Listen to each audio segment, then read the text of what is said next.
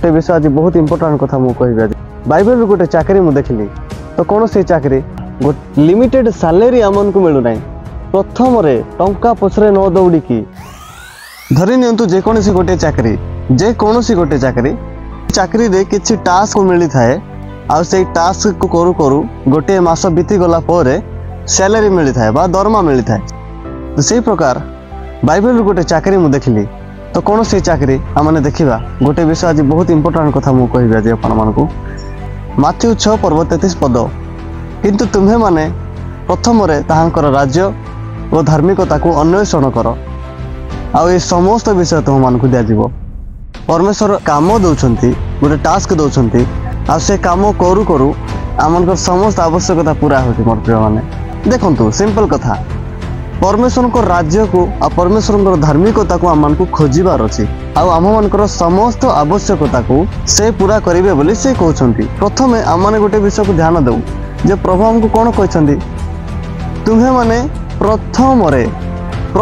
कहते आमर fast priority कौन हवा दरकार प्रथम आमर काम ईश्वर को राज्य को आ धार्मिकता को अन्वेषण करवा तब ईश्वर को राज्य कौटी अच्छी केमिति खोजा केमिति आम पाइपर बाइबल कहे ईश्वर को राज्य तुम मान मध्य अच्छी बोली ईश्वर को राज्य आम अंतर अच्छी तेरे आम अंतर किपर आसला ईश्वर को राज्य बाइबल कहे परमेश्वर जो रुहती जो स्थान परमेश्वर बास करती से स्थान ईश्वर को राज्य अटे तेरे ईश्वर आम मध्य रुहती आम अंतर रुहती केड़े आश्चर्य कथा स्वयं परमेश्वर जी कि सारा पृथ्वी को मानव जाति को आकाश को गछपत्र को सूर्य को चंद्र को पवन को समस्त विषय को जो बने अच्छा से परमेश्वर साधारण ये मनुष्यर अंतर रे बास करती ए मनुष्यर हृदय भितर से बास करती बहुत बड़ कथा केते आशीर्वादर कथा यहाँ परमेश्वर जेहेतु आम अंतर रे बास करती परमेश्वर को राज्य बा ईश्वर को राज्य आम हृदय रे ही अच्छी आम अंतर मध्य ही अच्छी आम अंतर रे ही अच्छी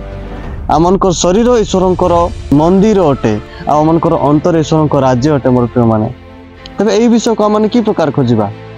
बाइबल जहाँ कहे ताहा आपको शेयर करी जिते जड़े मनुष्य ईश्वर को विश्वास करे सत्य परमेश्वर को विश्वास करे सत्य ईश्वर को विश्वास करे यीशु ख्रीष्ट को विश्वास करे सेते बेले परमेश्वर तार हृदय बास करती प्रभु यीशु ख्रीष्ट तार हृदय बास करती तेरे से हृदय से लोकर हृदय ईश्वर को राज्य हो गला कारण ईश्वर से हृदय बास करती आ से मनुष्यर शरीर ईश्वर को मंदिर हो जाए केड़े आश्चर्य कथा मोर प्रिय माने परमेश्वर तांकर उपस्थिति केते इजी करदेले आम निमंते पुरातन नियम आम देखु परमेश्वर उपस्थिति केते महान थिला जे कौनसी अपवित्र लोक पवित्र न होई धार्मिक न होई परमेश्वर उपस्थिति को जदि जाउथिला तेबे सही क्षणी से लोकर मृत्यु घटी जाउथिला किंतु परमेश्वर आमको एते दया कले एते प्रेम कले केड़े आश्चर्य भाव में केते महान प्रेम से आमको कले आउ से आमको मध्य ही बास कले वर्तमान आम देखा जड़े लोक कि प्रकार धार्मिकता को हासिल करें ताहा बाइबल आमको प्रकाश करुच्छी जिते जड़े लोक से यीशु ख्रीष्ट को विश्वास करे जिते जड़े लोक यीशु ख्रीष्ट मृत्यु को विश्वास करे पुनरुत्थान को विश्वास करे सेतेबेले से लोक धार्मिक बोली गणित हो पार्छ मोर प्रिय माने तेबे परमेश्वर को जानिबा आ यीशु ख्रीष्ट को जानिबा यीशु ख्रीष्ट को विश्वास करबा केते महान विषय देखंतु जेतेले से परमेश्वर को आमने विश्वास करूछु जेतेले यीशु ख्रीष्ट को आमने विश्वास करूछु सेतेबेले आमनकर शरीर ईश्वर को मंदिर हेउछि आमनकर अंतर ईश्वर को राज्य हेउछि आमने धार्मिक बोली गणित हेउछु तेबे खोजिबा काम कोन केमिति खोजिबा आमने यीशु ख्रीष्ट जगत रे आसीसिले क्रूसरे हत हेले पुनरुत्थित हेले पुणी स्वर्गारोहण हेबा बेलू से आमको गोटे महान आज्ञा देकी जाइछंती आमने समस्त जातिर लोक मान पाखक जाई से समस्त को पिता पुत्र पवित्र आत्मा नाम रे बपतिस्म दे यीशु ख्रीष्ट शिखाइथिबा प्रेम करिवार आज्ञा को पालन करबा सिखाई से मान को शिष्य करो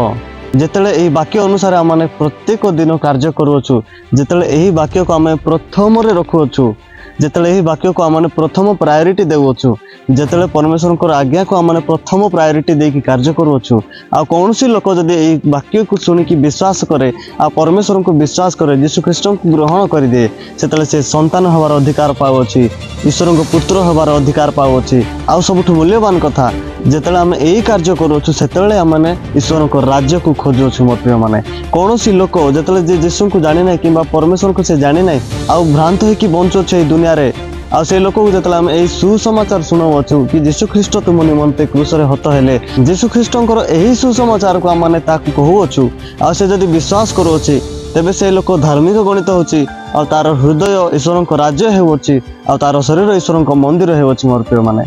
ତାହା ହିଁ କୁହାଯାଏ ଈଶ୍ୱରଙ୍କ ରାଜ୍ୟ ଓ ଧାର୍ମିକତାକୁ ଅନ୍ୱେଷଣ କରିବା କିମ୍ବା ଖୋଜିବା। ଆଉ ଏହି ସ୍ୱର୍ଗୀୟ ଚାକିରି ଦ୍ୱାରା ଅନେକ ଭ୍ରାନ୍ତ ଲୋକମାନେ ସତ୍ୟ ପରମେଶ୍ୱର ଯୀଶୁ ଖ୍ରୀଷ୍ଟଙ୍କୁ ଜାଣିପାରୁଛନ୍ତି। ତା ସହିତରେ ଲିମିଟେଡ୍ ସାଲେରୀ ଆମମାନଙ୍କୁ ମିଳୁନାହିଁ,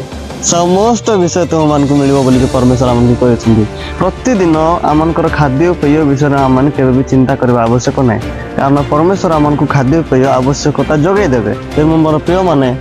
ଯେ ପରମେଶ୍ୱର এই জগতକୁ ବନେଇ ଅଛନ୍ତି, ସୃଷ୍ଟି କରିଛନ୍ତି, ସେ ମହାନ ଅଟନ୍ତି, ସର୍ବଶକ୍ତିମାନ ଅଟନ୍ତି, ସର୍ବବ୍ୟାପୀ ପରମେଶ୍ୱର ଅଟନ୍ତି, ଆଉ ସବୁ କିଛି କରିପାରିବା ପରମେଶ୍ୱର ଅଟନ୍ତି। ଆଉ ସେ ଆମଙ୍କର ଆବଶ୍ୟକତା 100% ପୁରା କରିପାରିବେ, ଆମଙ୍କର କୌଣସି ଅଭାବ ହେବ ନାହିଁ। ତେଣୁ ଆମମାନେ ପ୍ରଥମରେ ଟଙ୍କା ପଛରେ ନ ଦୌଡ଼ିକି